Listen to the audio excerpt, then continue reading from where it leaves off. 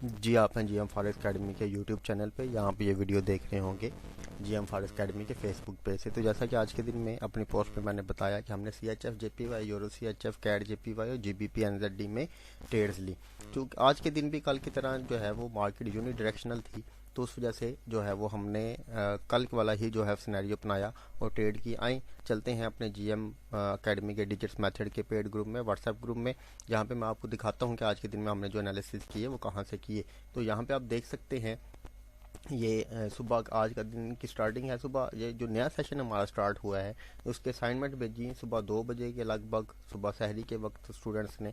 उसके बाद 9 बजे जो है वो एनालिसिस आने स्टार्ट हो गए और फर्दन जो है जैसे जैसे स्टूडेंट्स एनालिसिस करते गए उन्होंने अपने एनालिसिस जो है वो हमें सेंड किए करते रहे। यहाँ पे जो स्टूडेंट्स कोई मिस्टेक करें तो उनको क्लियर करवाया जाता है। यहाँ पे उनको बोला जाता है कि इसको दोबारा से देखें, इसकी डायरेक्शन, फिर उसके बाद उनकी डायरेक्शन को जो है वो क्लियर भी किया जाता है। वॉइस मैसेज यहाँ पे आप देख सकते हैं, वॉइस मैसेज में बताया जाता है कि एग्जैक्टली जो डायरेक्शन है वो किस साइड पे है, आपको किस साइड पर जो है वो ट्रेड को देखना चाहिए। तो आइए चलते हैं हम अपने आज की करेंसीज की तरफ। तो आज जिन करेंसीज में हमने ट्रेड ली उनमें यूरो है, जीबीपी है, जेपीवाई है, कैड है, एनजेडडी है और सीएचएफ है। तो यहाँ पर सबसे पहले जो आपको दिखाता हूँ कैड है। यहाँ पे देखिए 22 डायरेक्शन में है कैड में, 1879 आर्डर्स लगे हुए हैं। ये सीएचएफ में भी हम बाई की डायरेक्शन में हैं, 460 ऑर्डर लगे हुए हैं। यूरो में भी हम बाई की डायरेक्शन में हैं, 7673 ऑर्डर्स लगे हुए हैं। जीबीपी में भी हम बाई साइड पर हैं, 7948 ऑर्डर्स लगे हुए हैं। जेपीवाई में भी हम बाई साइड पे हैं 6537 ऑर्डर्स लगे हुए हैं। एनजेडडी में भी हम बाई साइड पे हैं, 285 ऑर्डर्स लगे हुए हैं। तो यहाँ पे आप लोग देख सकते हैं, ये मैंने लिख के रखा हुआ है। आज के दिन जो हमारा एसएल हुआ वो हुआ यूरो सीएचएफ में। ये यूरो जो है इसमें 7673 ऑर्डर से बाई साइड के बुलिश ऑर्डर थे, जबकि सीएचएफ में 460 ऑर्डर से। तो एक्सपेक्टेड ये था कि मार्केट जो है यूरो सीएचएफ में बाई की मूव देगी, मगर उसने बाई की मूव नहीं दी। उसकी वजह मैं बताता हूँ आगे जब हम MT4 के चार्ट पे चलेंगे। तो ये हमारा जो है वो इसमें एसएल हमारा हिट हो गया 1% का। कैड जेपीवाई की ट्रेड क्यों ली? कैड में जो है वो 1879 ऑर्डर से, जबकि जेपीवाई में 6537 ऑर्डर थे। तो कैड जेपीवाई के जो पेयर है उसको हमने सेल साइड पर ट्रेड किया। तो इसमें तकरीबन जो है वो हमने 1:1 की जो ट्रेड है वो उठाई। उसके बाद जीबीपी एनजेडडी, जीबीपी में 7948 ऑर्डर थे बाई साइड के, यानी इसमें बाइंग प्रेशर बहुत ज़्यादा था। और एनजेडडी में 285, सब आज के दिन के सबसे कम ऑर्डर एनजेडडी में लगे। तो इस वजह से हमने जीबीपी और एनजेडडी के पेयर को चूज़ किया ट्रेड करने के लिए। इसको हमने बाई साइड पर ट्रेड किया क्योंकि एनजेडडी स्टेबल था एज कम्पेयर टू जीबीपी के। तो जीबीपी की बाइंग पावर ज़्यादा थी, इस वजह से वो बाई साइड पर निकलेगा। यहाँ पर कैड में जो बाइंग पावर है वो कम थी, जबकि जेपीवाई की बाइंग पावर ज़्यादा थी। जेपीवाई की जो है वो हाई पावर बाइंग साइड के ऊपर, कैड जेपीवाई को सेल साइड पे जो है वो मूव करवाएगा। इस वजह से इसमें हमने सेल की ट्रेड ली, इसमें हमने बाई की ट्रेड ली। उसके बाद आ जाते हैं सीएचएफ जेपीवाई में। फिर जेपीवाई में जो है वो ऑर्डर ज़्यादा थे, 6537 ऑर्डर थे बाई के, जबकि सीएचएफ में 460 ऑर्डर थे। सेकंड लास्ट नंबर पे इसके कम ऑर्डर थे 460। तो इस वजह से हमने सीएचएफ जेपीवाई को भी सेल साइड पर जो है वो हमने ट्रेड किया। इसमें भी हमने तकरीबन 1:1 लिया, इसमें भी हमने तकरीबन 1:1 लिया, इसमें भी 1:1 लिया। 1% गया। तो ओवरऑल आज के दिन में हम 2% प्रॉफिट पे हैं। तो चलते हैं चार्ट के ऊपर, वहाँ पे मैं आपको दिखाता हूँ कि हमने कौन सी ट्रेड जो है वो कहाँ से ली। तो मैं जैसा कि आप लोगों को पहले भी बता चुका हूं कि जो न्यूज़ को ट्रेड करने के दो तरीक़ाकार होते हैं। मैं अपने स्टूडेंट्स को ये बात बड़ी क्लियरली हम लोग बताते हैं कि न्यूज़ ट्रेड करने के दो तरीक़ाकार होते हैं, एक न्यूज़ आने से पहले, दूसरा न्यूज़ आने के बाद। तो ये सुबह के वक्त एनजेडडी की न्यूज़ थी जो कि पॉजिटिव आई, जिसकी वजह से जीबीपी एनजेडडी गिरा। मगर हमें डिजिट्स ने बता दिया था कि ये वाली जो पीछे से स्मार्ट मनी है वो जो है एनजेडडी में कोई हाई पोटेंशियल के साथ जो है वो बाई साइड पर नहीं है। तो जीबीपी जबकि आज के दिन में बहुत अच्छी बाइंग पावर थी, इस वजह से ये वाली जो मूव थी हमें पता था कि ये वाली जो मूव है ये फेक मूव है। हमने इस फेक मूव को पकड़ा, तकरीबन यहाँ से जो है वो हमने ट्रेड पकड़ी अपनी। ये इस पॉइंट के नीचे हमारा एसएल था और यहाँ से यहाँ तक जो है वो हमने इसको जो है वो ट्रेड किया। तो ये मैं आपको दिखा देता हूँ।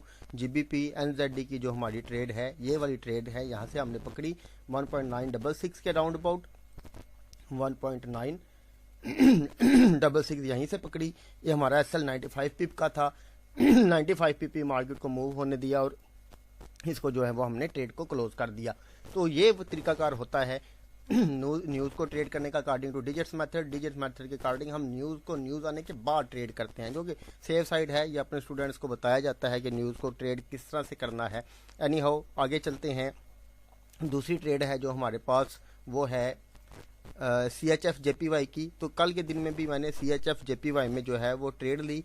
तो कल के दिन में यहाँ से ट्रेड पकड़ी थी हमने और इसको डाउन साइड पे हमने मूव किया था। कल मैं बता चुका था कि इसको जो है वो मजीद सेल साइड पे ट्रेड ना करने की क्या वजह। आज के दिन में एक ट्रेड मेरी जो है वो यहाँ से थी, मैंने 0.20 की जो ट्रेड है यहाँ से लगाई थी। एक मेरी जो सेल लिमिट है तकरीबन जहाँ पे लगी हुई थी कि मार्केट अगर इस लेवल पे आए तो मैं इसको ट्रेड करूँगा। जो SL था मेरा वो इस लेवल पर था, मैंने ऐसा रखा हुआ था। मार्केट जो है वो ऊपर तक नहीं गई, उससे पहले ही जो है वो वापस घूम गई। मतलब ये जो 0.5 की मैंने ट्रेड लगाई थी, यही ट्रेड उसने एक्टिव की और नीचे की तरफ आ गई। यहाँ पर भी जो SL है हमारा वो तकरीबन 84 पिप का था और इतना ही मार्केट ने जो है तकरीबन 1:1 लिया। ये बिल्कुल बॉटम पे आई तो हमने इसको जो है वो क्लोज किया। SL बड़ा होने की वजह से एग्जैक्टली यहाँ पे जो है वो हम कम जो है वो रिवार्ड ले सके, मगर ये वाली ट्रेड अगर एक्टिव हो जाती तो बहुत अच्छा जो रिवार्ड है वो हमें मिल जाना था। उसके बाद की जो हमारी ट्रेड है वो है CAD JPY की। सेल साइड पर ट्रेड किया हमने। चलते हैं CAD JPY की तरफ। ये लेवल था जिसको मार्केट ने कल के दिन में तोड़ा था। यहाँ से मेरी ट्रेड थी, यहाँ से ये हमारा SL था तकरीबन 46 पिप का और 46 पिप ही मार्केट ने डाउन मूव किया तो हमने इसको जो है वो क्लोज कर दिया। इसमें भी जो है वो SL बड़ा था। इसमें भी जो मेरी जो सेल लिमिट एक मजीद लगाई हुई थी, मैंने इस लेवल के ऊपर यहाँ पे सेल लिमिट लगाई हुई थी, मार्केट ने उसको एक्टिव नहीं किया। यही ट्रेड जो है वो एक्टिव रही और नीचे की तरफ चली गई। ये करीब से होकर वापस घूमी मार्केट, तो मतलब एक्टिव नहीं किया उसने और नीचे आ गई। तो एक ही ट्रेड यहाँ पे एक्टिव हुई 0.5% की और मार्केट ने बाकी 0.5% की जो ट्रेड है उसको एक्टिव नहीं किया। उसके बाद जो है अल्लाह आपका भला करे। तो उसके बाद की जो हमारे पास ट्रेड है, हाँ, यूरो CHF की ट्रेड आपको दिखाता हूँ कि यूरो CHF में ये वाला लेवल था मेरे नज़दीक कि मार्केट इस लेवल को जो है वो रिस्पेक्ट करेगी। मैंने यहाँ से जो है वो ट्रेड ली। इस लेवल के नीचे जो है वो मेरा SL था, पूरा 1% ट्रेड ली। यहाँ पे कोई सेल लिमिट वगैरह नहीं, बाई लिमिट नहीं लगाई। मार्केट ने SL को उड़ाया और नीचे चली गई। अब यहाँ पर मार्केट ने इसको आइडिया था कि यूरो चूँकि अच्छी पावर में था, बाइंग साइड के ऊपर CHF में अच्छी नहीं थी तो मार्केट रिस्पेक्ट करेगी, नहीं किया उसने और वापस जो है वो चली गई।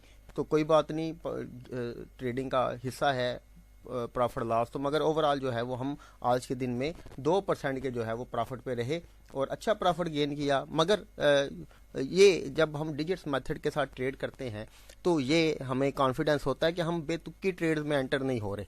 मसलन आज के दिन में जो 36-37 पेयर अगर हमें देखने के बजाय ये जो हमने 4 पेयर चूज़ किए, हमने सिर्फ इनके ऊपर फोकस करना है कि इनमें जब हमने ट्रेड लेनी है तो हमें कहाँ पे SL रखना चाहिए, कहाँ पे TP रखना चाहिए। हमें उन पेयर्स की तरफ हम नहीं घुसते जिनके हमें पता ही नहीं कि मार्केट इसमें क्या बिहेव करेगी। उम्मीद करता हूँ कि आपको समझ आई होगी, कुछ ना कुछ सीख रहे होंगे आप। बहुत शुक्रिया। अल्लाह हाफिज़।